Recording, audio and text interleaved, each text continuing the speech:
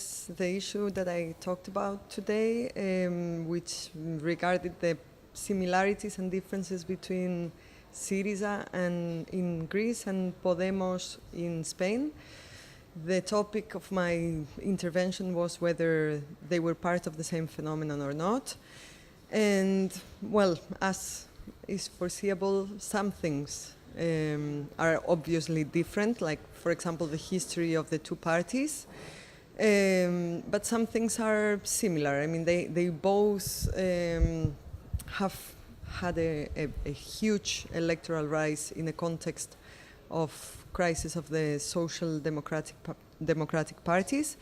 And in that sense, I think it makes sense to make a comparison between the two of them. And also because, in spite of the fact that Syriza has been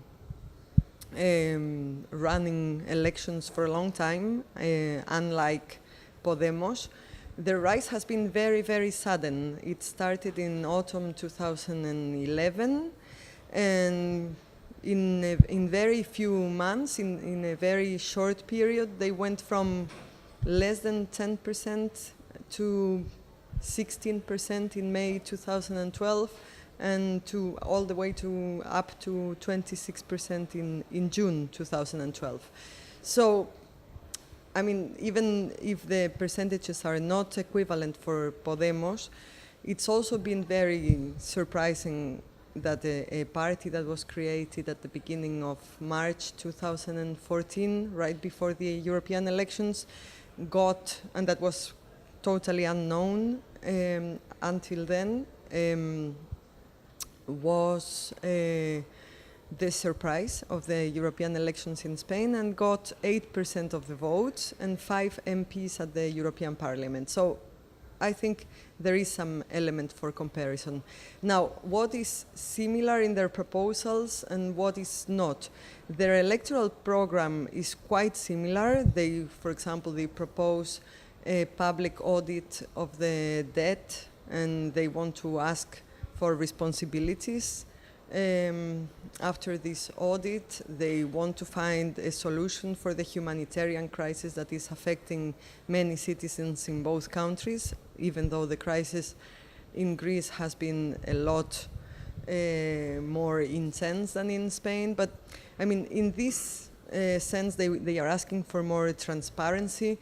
There are many aspects of their programs that are very similar. There are some aspects that are more clearly emphasized in the case of Podemos, and these are the aspects that have to do with the regeneration of the political system, and that doesn't have to do so much with the economy.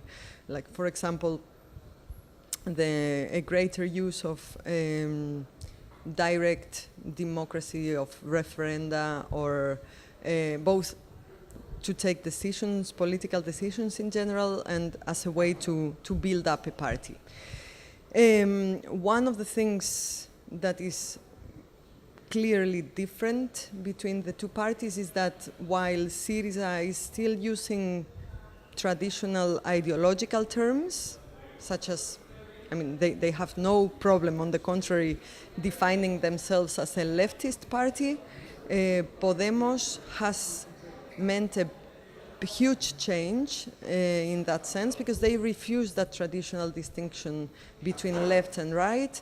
They say they are a party that represents the people. They are a populist party. They are not ashamed of saying that, of going beyond the traditional distinction between left and right, and they want to address the problems of the people that are suffering, and that's what they are after. And they are, in this sense, they are against what they call the caste, that is the group of old political parties that are in politics to become rich, and that are an obstacle for new political actors to be part of political decisions. In that sense, it's funny to think that if Podemos was a new party in Greece, they would probably consider Syriza as part of the caste as well.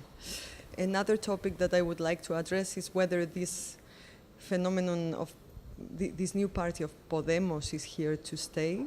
or whether it is a one-day story and it may disappear very soon.